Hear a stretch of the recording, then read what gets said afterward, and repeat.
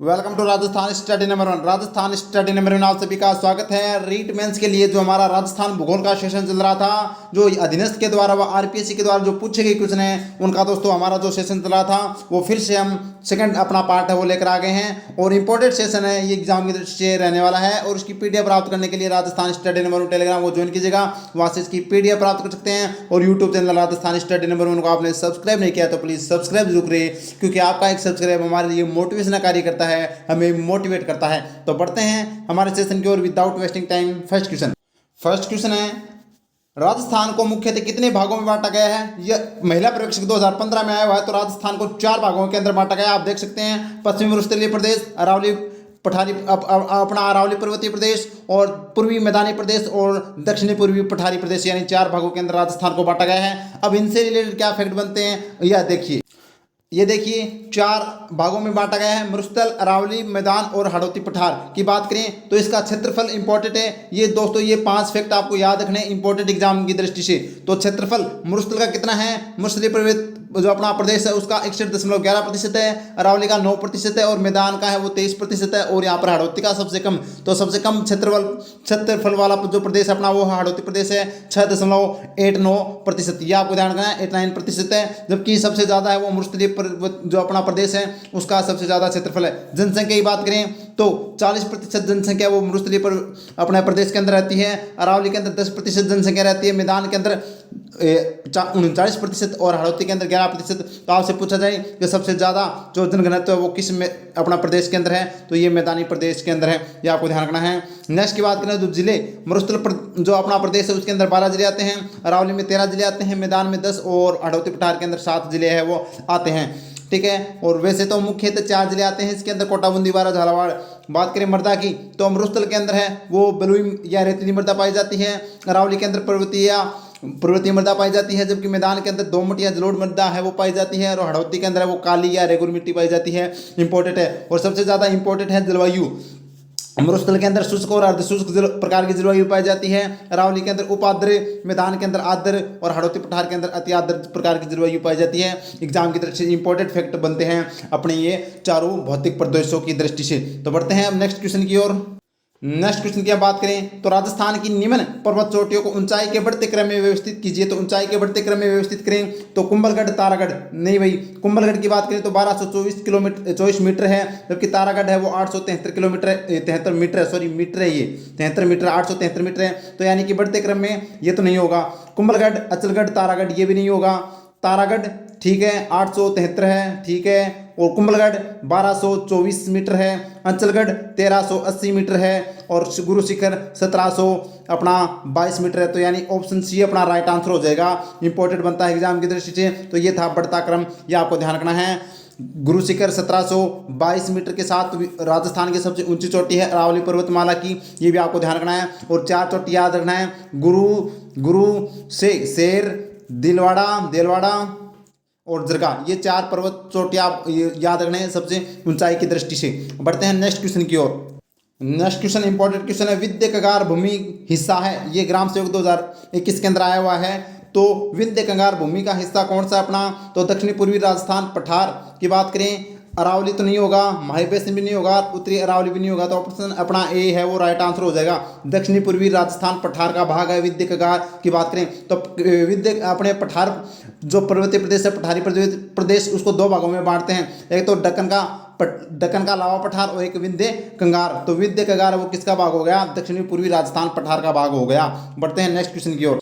Next question है, राजस्थान में निम्न में से कौन सा एक बालुका स्तूप का प्रकार नहीं है?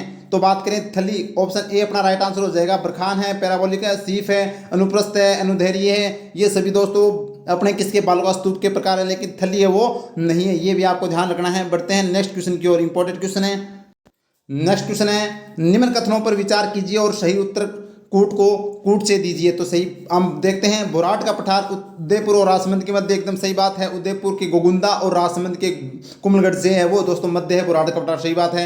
उत्खात स्थलाकृति चंबल बेसिन में मिलती है, ये बात भी एकदम सही है। और रघुनाथगढ़ उत्तरी अरावली का सर्वोच्च शिखर है, यानी कि 1055 मीटर के साथ वो उत्तरी अरावली का एकदम सर्वोच्च शिखर है। तो ए बी सी तीनों राइट हो जाएगा। तो ए बी सी अपना तीनों ऑप्शन बी है वो राइट आंसर हो जाएगा। बढ़ते हैं नेक्स्ट क्वेश्चन।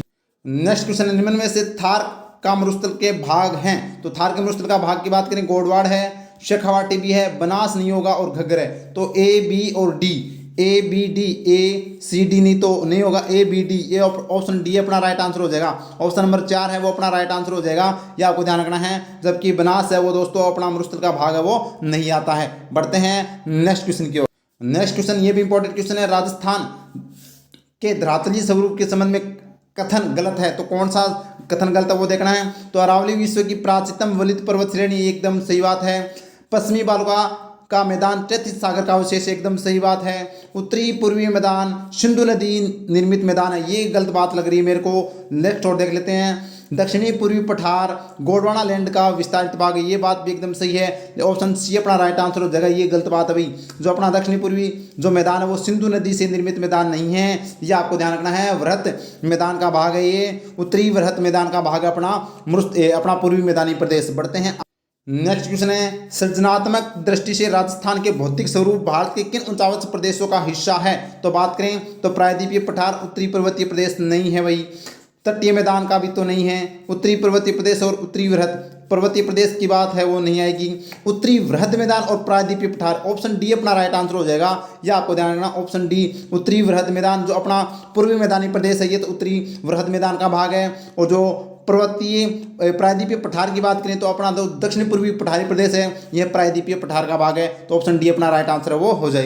नेक्स्ट क्वेश्चन है, लाठी सीरीज है और यह दोस्तों 2018 के अंदर आया हुआ है। आर एस प्री और राजस्थान पुलिस के अंदर की बात करें तो लाठी सीरीज है, तो सेवन घास, वन संरक्षण, भूमिगत जलपट्टी और उपयुक्त सभी, तो इसका जो राइट आंसर होगा वो क्या आएगा, भूमिगत जलपट्टी है। ये आपको ध्यान रखना है, आप मार खा जाओगे कि यहाँ पर तो सेवन घास पाई जाती है लेकिन लाठी सीरीज क्या है, यह एक भूमिगत जल पट्टी है, ये आपको ध्यान रखना है। जबकि यहाँ पर इसके आसपास में सेवन घास पाई जाती है।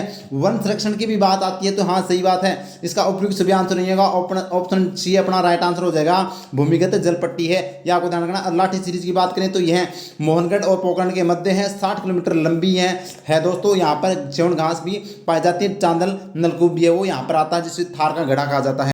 नेक्स्ट क्वेश्चन है, 56 का बेसिन किस जिले में स्थित है। तो 56 की बात करें तो अलवर में तो नहीं आता, बांसवाड़ा इसका राइट आंसर हो जाएगा, टोंक में भी नहीं है, पाली में भी नहीं है। तो 56 का मैदान है वो बांसवाड़ा, प्रतापगढ़ की बात कर सकते हैं तो बांसवाड़ा राइट आंसर हो जाएगा। ऑप्शन के अनुसार यह पटवार 2021 के अंदर आया है, इंपॉर्टेंट एग्जाम की दृष्टि से। बढ़ते हैं नेक्स्ट क्वेश्चन है, राजस्थान में खेड़ब्रहा गुजरात सीमा से खेतड़ी तक अरावली की लंबाई कितनी है। यानी कि जब गुजरात की सीमा राजस्थान से लगती है ना, वहाँ से लेकर और जो अपना खेतड़ी झुंझुनू तक है वहाँ तक राजस्थान की मतलब खास बात यह है कि राजस्थान में पूछी है। तो राजस्थान के अंदर वैसे कुल अरावली की जो लंबाई है वो कितनी है, 692 मीटर है, 92 किलोमीटर है, ठीक है। उसमें से 550 किलोमीटर है वो राजस्थान के अंदर है, तो इसका राइट आंसर क्या हो जाएगा, 550 किलोमीटर राइट आंसर हो जाएगा, ये आपको ध्यान रखना है। तो कुल लंबाई 692 है, राजस्थान में 550 है और औसत ऊंचाई है वो 930 मीटर है, ये भी आपको ध्यान रखना। और यह राज्य की या फिर विश्व की सबसे प्राचीनतम वलित पर्वतमाला है अरावली,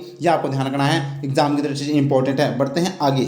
नेक्स्ट क्वेश्चन है, निम्न कथनों पर विचार कीजिए। विचार करना है कौन से सही होंगे इसके अंदर। तो अरावली मरुस्थल के पूर्वी विस्तार को रोकता है, एकदम सही बात है। ये जो मरुस्थलीय विस्तार है इसके पूर्व के अंदर जब बढ़ता है तो इसको अरावली रोकता है, एकदम सही बात है।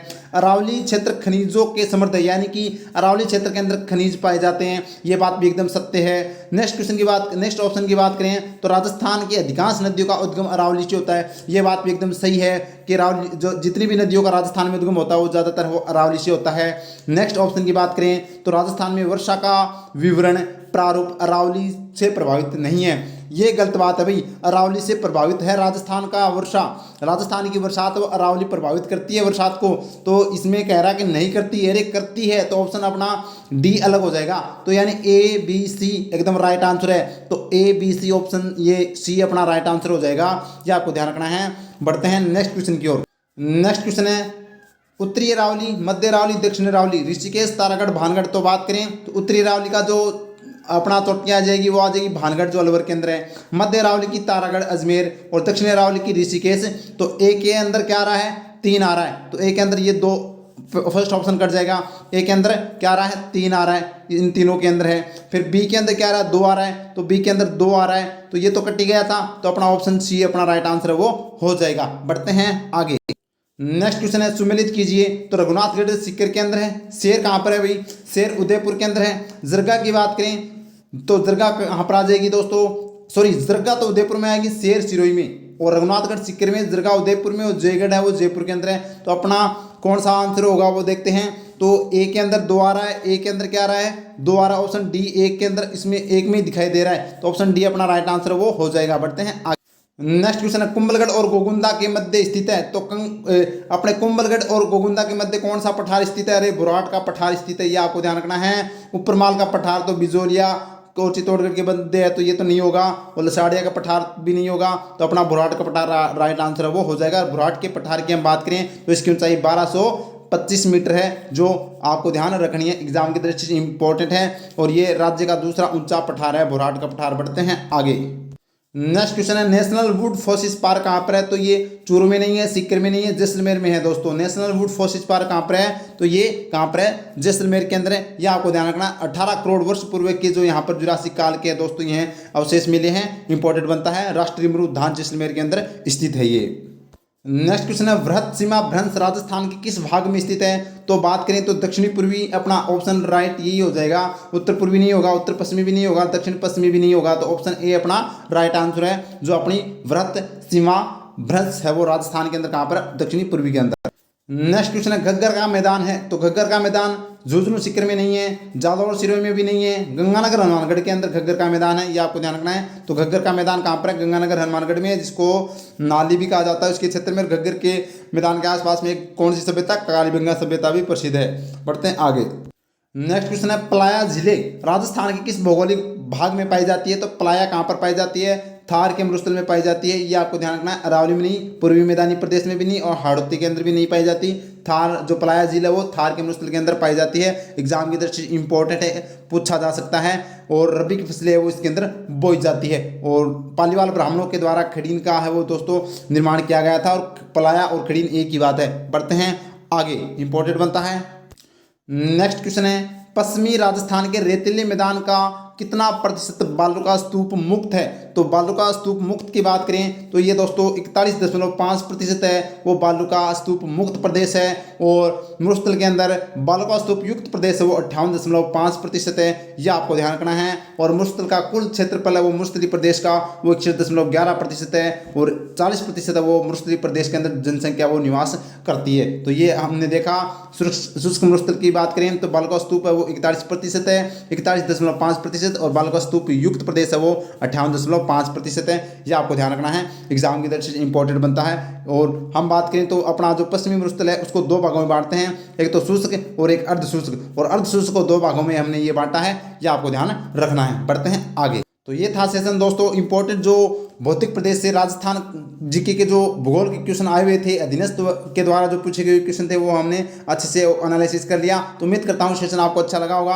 अगर अच्छा लगा तो प्लीज़ लाइक कीजिएगा, शेयर कीजिएगा, और सब्सक्राइब करना न भूलिए, और प्रेस बेल आइकन को ऑन कर लीजिएगा ताकि आपको नोटिफिकेशन मिलता रहे। और राजस्थान स्टडी नंबर टेलीग्राम को ज्वाइन कीजिएगा और वहाँ से इसकी PDF प्राप्त कर सकते हैं। Thank you. जय हिंद, जय भारत माता की।